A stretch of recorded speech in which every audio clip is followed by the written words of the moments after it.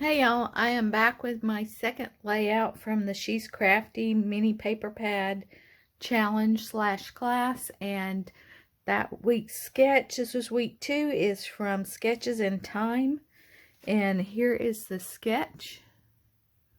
I'm sure you have seen it if y'all are following along, but there's the sketch. And I chose to use a couple pictures of my father.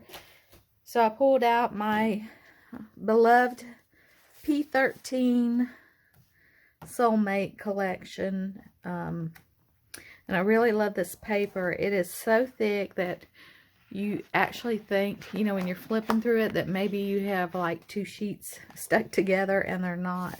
So I used a 12 by 12 piece for my background, and then I went to my 6 by 8 paper pad to use the rest of the layout, to make the rest of the layout. And here is my layout.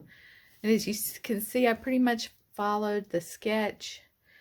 I had 2 photos of my father when we were on a family vacation, and I don't know, for some reason I just really liked this feather for the background, because I was going to use a wood grain, but I just really like the feathers with it. So since I used the feather as a background and it was so busy, the rest of the papers that I chose out of my 6 by 8 paper pad were not as busy, or more solids. Like this is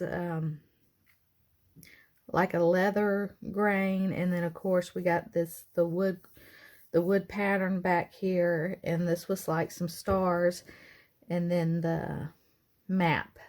And of course these are 6 by 8s, but I did there is a seam there to, you know, be able to stretch it across, but you kind of hide it behind your photographs. And I cut this into a banner, and then I used I have a triangle punch, so I used it on some scraps that I had left over from another layout that I made with this collection, and cut a triangle, half of a triangle out for this banner. And of course there's some jute and buttons, and my title is also from the sticker collection. And then I had a couple of burlap doilies which I added on here, and because they were burlap, I thought, you know, they don't look so feminine. And that's pretty much my layout. It came together pretty quickly once I had picked my photos and my paper. And that's the most thing that I struggle with, is when you're kind of limiting yourself to 6 by 8 paper pads. It's a little bit different because, you know, your selection of paper choice is a lot more limited, because I'm pretty sure we all have more 12 by 12 papers than we do 6 by 6 or 6 by 8.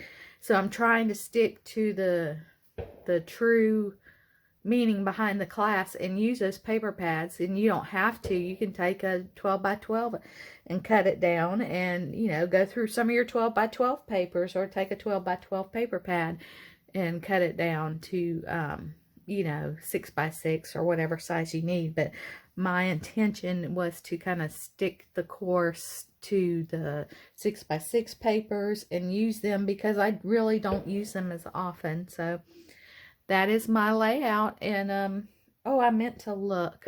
Hold on just a second.